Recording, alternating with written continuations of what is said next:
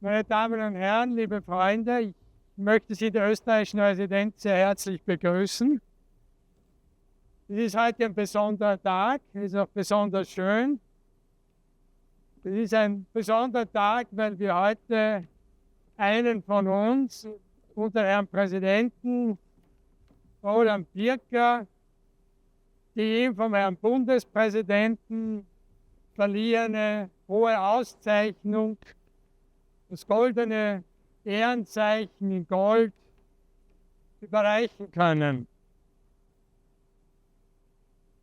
Es wäre wahrscheinlich, es würde zu weit führen, wenn wir hier alle Verdienste des Roland Pirker aufführen würden. Wir brauchen wahrscheinlich einen ganzen Abend und einen Nachmittag auch noch. Ich bin ja erst hier seit Jänner, aber selbst in dieser kurzen Zeit, da ich hier in der Botschaft bin, ist der Name Pirker bereits zu einem Begriff geworden. Das war schon bevor ich überhaupt nach Ottawa kam. Das ist auch in Wien, kennt man ihn, die Auslandsösterreicher und die Abteilung dort, die schätzen ihn. Wenn man wirklich versucht, ich habe versucht, was hat denn dieser Herr Pirker alles getan? Es ist schwer, das alles irgendwo zu übersehen. Aber es sind wahrscheinlich 3 Punkte, die mir als Außenstehender besonders aufgefallen sind. There is one, and that's the first one, that's Roland Pirker as a filmmaker. Unfortunately, I'm not a connoisseur enough to really appreciate all what he has done. He is the best. I thought so, because she has won so many awards, and he must have einen Blick, wie Germans will say, für das Schöne und für das Wesentliche. I mean, that's already a great gift to have such a blick, such a view, to see the beauty. And but that is not enough. You also have to have this organizational skills. To get out your camera, to have it work at the right time, get it on a film. So that's not easy. And Roland has done both, and we still hope that he will do great bits, and I have some project in mind, which I will tell you afterwards. And maybe that's because you have to look to the future too, you not get a medal for nothing. It's always to be a bit an incentive to do more. I think the second area where I would like to stress is Roland Pirker as a father and as a sort of a president of the Austrian Canadian Society in Ottawa.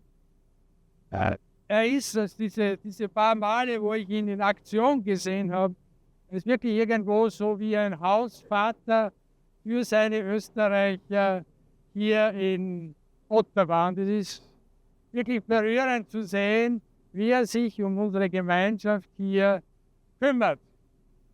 Und das tut er jetzt nicht erst seit ich da bin, sondern schon seit almost 10 years or even longer. And the third, I think, area which I think he does great things is where he is as an organizer, fundraiser, politician. As you know, he has been the founding member of ACC. He has been a helper when we founded this Austrian society, the Austrian Institute in Alberta, in Edmonton. And there's hardly any Austro-Canadian activity where Roland Pirker hasn't been involved one way or the other. He's fundraising for SOS, fundraising for ACC, trying to help out clubs all over Canada. And he's also active in the Weltbund for the Austrians in Vienna, and I think gives his contribution, and they very much appreciate what he has done. And as you might know, I think I just barely had arrived when he approached me with a new project. He said, well, shouldn't we have an Austrian summit here in Ottawa in May 2005? Because, as you know, that it will be a special date for us. We celebrate 40 years Austrian Society Ottawa, 10 years ACC, 50 years Austrian State Treaty, Staatsvertrag, 10 years our EU membership. And strangely enough, and we found only out recently, also 150 years Austro-Canadian relations. But he hasn't done so. He hasn't been around since, I must say. It's good. Yeah. Thank you. Thank you. I 5th anniversary with my Viennese wife. That's next year. So, yeah, we celebrate it all in one. We'll see. So next year will be an important year, and we have this Austro-Canadian Summit, which Mr. Pirker will organize with an organizing committee, I think with the president of the ACC and Mr. Wislerchill, and we have already a little committee, and we have already started planning. And I think it will be a great event. And that's what Roland Pirker is all about. He is the backbone and the motor of our society here in Ottawa. So I think the medal is really well deserved. And that is now my honor to present you with the medals the federal president has awarded to you, which is a große EHRENZEICHEN gold. And for Browneder, we'll put it on you. I think it's a very nice medal and a very high one, and I hope you like it. And we just pin it on you here. Thank you. Because it looks, well, yeah, I'll hurry. No. Wow.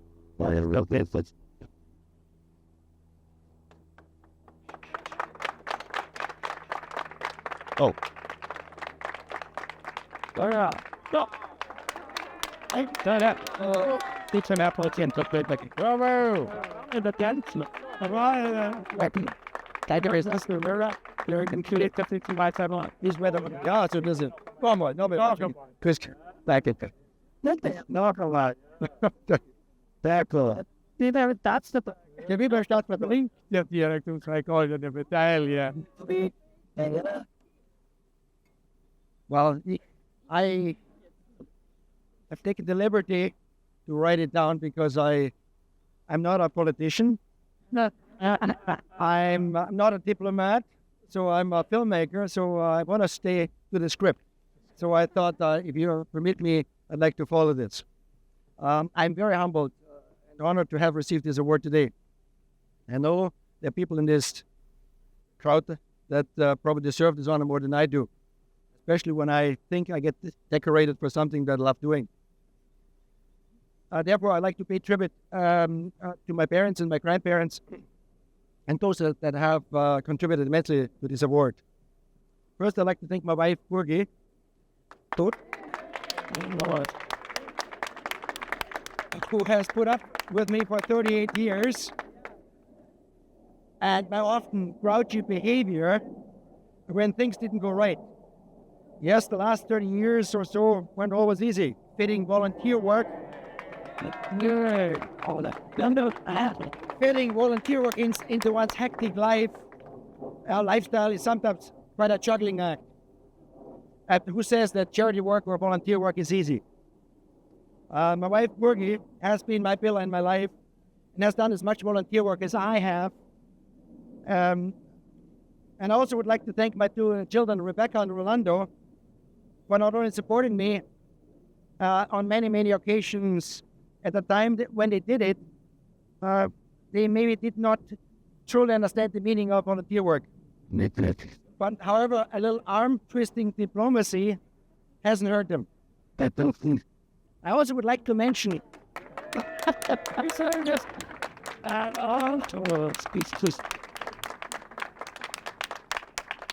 I also would like to mention my mother, Ella, and my grandmother, Julita.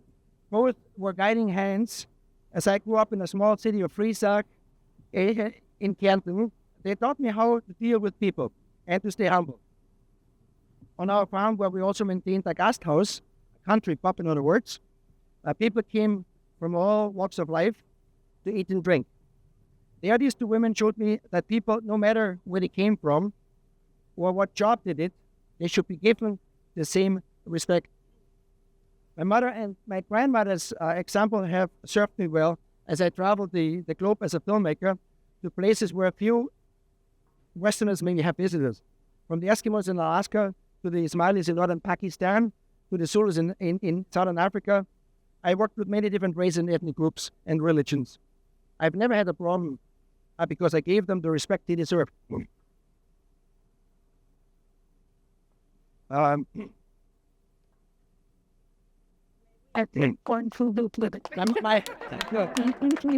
motto, to give respect, get respect, has served me well. However, my life experiences, this has taught me more than just to respect people. I heard enough stories from the customers that came to our guest house that during the tough times of World War II, my grandmother had traveled to the train station in Friesach on a horse and buggy with large pots of food for the traveling soldiers, and she helped fed people who came hungry to our farm, and she would not turn anyone away. I remember on one occasion, I was approximately 7 years old, when my father and I were sent to the city of Friesach a couple of days before Christmas with our only transportation, a horse-drawn sled, to take food and gifts to the poor and underprivileged people in an old folks' home. As long as I live, I will never forget the tears of joy from these needy people, almost forgotten people. Yes, during these early years in my life, I was influenced by these two great women who also helped those unfortunate beings who needed help most. Therefore, I feel, well, actually, I'm not going to go into this. I just wanted to explain why I have gotten this award, and I feel that I haven't done enough. When I look back at my 30 years of volunteer work in Canada, it was all worth it. It was not only gratifying that money could not pay, it was a personal satisfaction. Permit me also to clear something up. I've often been asked whether I was independently wealthy or nuts. I'm sorry to tell you, I'm not neither. I have only a problem. I cannot say no. This recognition is truly not for me alone, but for my three important women in my life, my grandmother Yolita and my mother Ella and my wife Purgi. Your Excellency, I thank you very much for having given me this award today, for your lovely wife to have opened her home to us, and for you, friends, for coming. Thank you for making this special day. Thank you.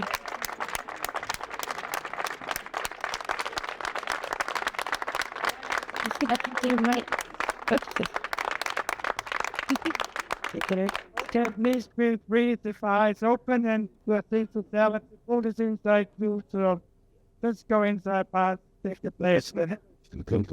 Feel these, congratulate everyone. Yeah. Good. Everybody look at that. People, children saying, oh, Otto, thank you for your tonight. thank you very much. Thank you. See you, Bobby. What a good shot in the shirt, and that's It's just a way. Thank you. What a perfect day. You know, it's amazing. But I hope your back gets better. My your officer, so and just thanks for coming. You did really well. Well, amazing that your back goes out. You know, it's amazing. Good. They're naturally ill. After us, that's so early that they tried me to say like this person. Thank you.